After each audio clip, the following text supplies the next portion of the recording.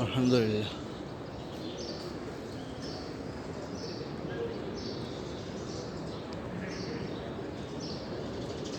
এখানে গম্বুজটা সরিয়ে ফেলা হয়েছে এখন। এই মুহূর্তে গম্বুজগুলো খুলে রেখেছে কিছু গম্বুজ।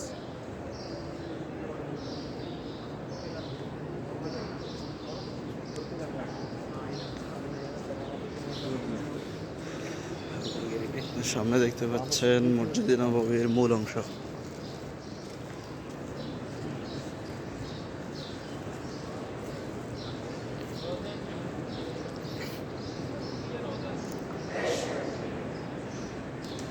আর ঠিক বরাবর সামনে এটাই হচ্ছে রাসূল পাক সাল্লাল্লাহু আলাইহি ওয়াসাল্লামের রওজা।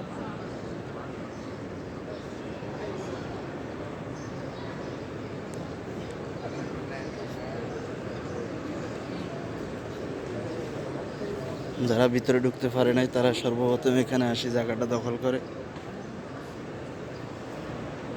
মসজিদে নববীর পরের অংশেই ছাতা, মাঝখান দিয়ে আবার কয়েকটা পিলার আছে, এরপরে আবার একটা ছাতা আছে।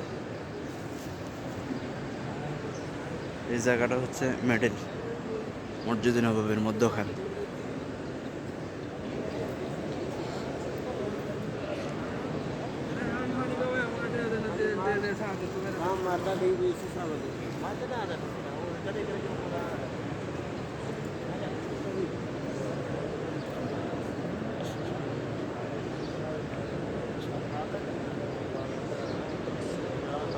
যারা এই মসজিদে নববীতে এসেছিল তাদের জন্য জায়গাটা খুব পরিচিত,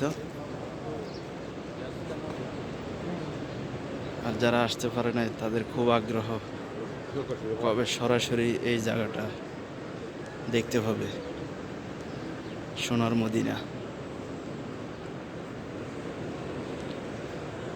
আসলে বাংলাদেশ থেকে অনেক কঠিন, এ কারণে আসা হয় না, কিন্তু পাকিস্তানের কারেন্সি প্রায় আমরা বাংলাদেশে সৌদি আরবের 1 রিয়াল পাকিস্তানের 75 রিয়াল বা 80 রিয়াল, এরকম 80 টাকা হয়।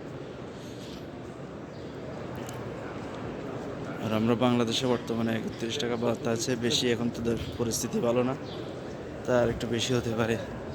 তারপরেও পাকিস্তানিরা ছোট বড় পুরো ফ্যামিলি নিয়ে আসতে পারে, তেমন একটা খরচ নাই তাদের।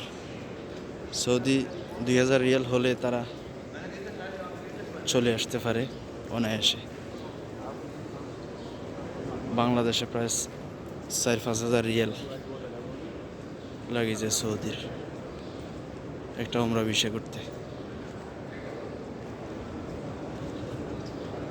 যাক আল্লাহ আমাদেরকেও আমাদের দেশের জন্য সে একটা সুযোগ করে দেয়, ওই ধরনের একটা সরকার আসুক, এ দোয়া করি।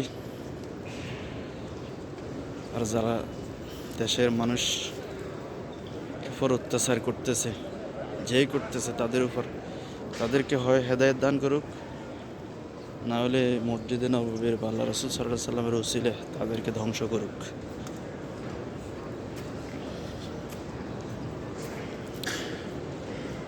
এগুলো হচ্ছে জমজমের পানি, এখানে আছে ঠান্ডা পানি এবং নট কোল্ড, গয়রে মোবারদ আরবিতে বলে, যে মিডিয়াম পর্যায়ের পানি, বেশি ঠান্ডাও না গরমও না।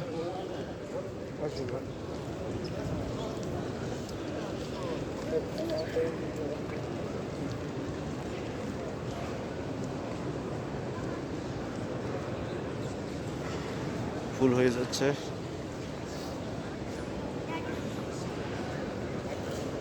কেননা জোহরের সময় হইতেছে, এ কারণে প্রত্যেকটা ফন্দক থেকে দেখেন মানুষ কিভাবে আসতেছে, মানে যার যার হোটেল থেকে এখন চলে আসছে।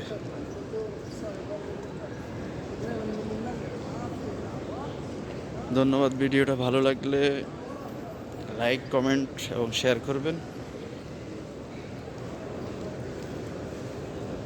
মাস সালামা।